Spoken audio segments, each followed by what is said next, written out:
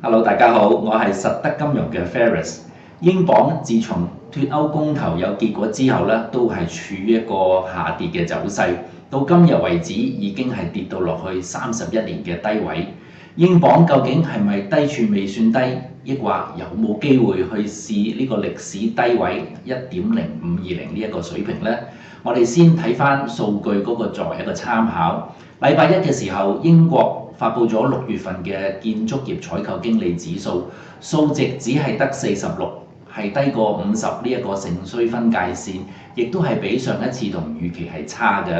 而尋晚就出咗服務業採購經理指數，呢一個數據結果比上一次同埋預期都係差。單以數據結果為例啦，都反映到英國本身自己個經濟係非常之疲弱，英鎊下跌其實都係好合理嘅。我哋亦都可以睇下最新一個事態發展，就係英國3間大型嘅地產基金停止贖回，原因就係受到脱歐驚嚇嘅投資者大量撤出呢一類型嘅基金。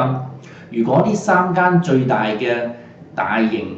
地產基金唔停止贖回嘅話咧，咁有機會因應投資者贖回嘅狀況之下咧，佢哋被逼要賤賣佢哋嘅物業啦，同埋資產。